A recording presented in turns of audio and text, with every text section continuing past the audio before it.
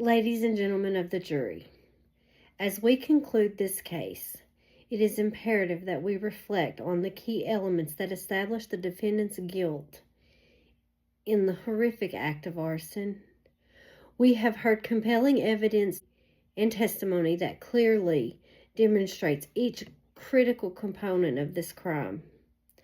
First, let us define arson. The legal definition of arson is the criminal act of deliberately setting fire to property with the intent to cause damage and destruction. In the context of this case, the presence of arson is central to our understanding of the crime itself.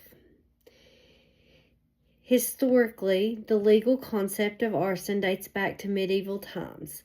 In England, the first specific law against arson can be traced to the 13th century, where it was considered a serious offense due to the potential threat it caused to individuals and communities. The laws were initially focused on protecting structures, particularly dwellings, as they were vital for shelter and safety. Over the centuries, statutes have evolved and the definition of arson expanded to include not only structures but also vehicles and other forms of personal property. In today's legal landscape, arson is often categorized based on the intent and the consequence of the actions, with variations in penalties depending on the extent of the damage caused and whether any persons were endangered or harmed. The historical context emphasizes the seriousness of which arson is treated under the law, reflecting its potential to cause widespread harm and fear within societies. We must first focus on intent. The evidence clearly shows the defendant acted with the deliberate intent to set fire. There was no accident. The circumstances surrounding the blaze indicated a calculated act intended to cause destruction. Additionally, the undeniable presence of fire resulting directly from the defendant's actions caused extensive property damage and elements we cannot ignore. This fire not only devastated a physical structure but also posed a direct threat to the safety of the individuals and the community. Remember, arson is not merely about property. It endangers lives, and that's really at the heart of the matter. Moreover, the law requires us to consider the unlawfulness of the act of arson. The defendant had no legal justification to set the fire. This act was not only a violation of the law, but also a breach of society's trust. We have established a direct link between the defendant's actions and the fire that ensued. The technical evidence presented were complex, clearly connected the defendant's behavior to the devastating consequences of their actions.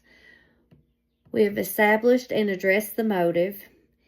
It is evident that the defendant had a motive, which we've explored in detail. The motive not only supports the case for mens rea, but further solidifies the need for accountability. Finally, let us not lose sight of the severe consequences of arson. The defendant's recklessness not only destroyed property, but put countless lives at risk, threatening the safety of every emergency personnel who responded to extinguish that fire. The law takes such offenses seriously, especially when human lives are endangered, and justice must be served. Lastly, it is critical to consider the appropriate punishment for such a serious crime. Arson is not just a crime against property. It is a crime against individuals and communities. Insurance fraud, depending on the severity of the damage caused, the defendant could face significant prison time. ranging from 5 to 20 years, along with substantial fines. Additionally, restitution to the victims incurred is essential to ensure that those affected receive some measure of justice. In conclusion, bringing all these elements together, intent, the act of fire, property damage, unlawfulness, causation, motive, we have a clear and compelling case against the defendant. The evidence has shown beyond a reasonable doubt that this was a calculated and unlawful act of arson. It is your duty to uphold the law and render a verdict that reflects the gravity of the crime.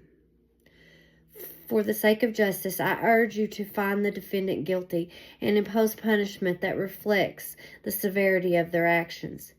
Thank you for your time, your attention, your thoughtful consideration of the evidence and argument presented in this case. The prosecution rests, Your Honor.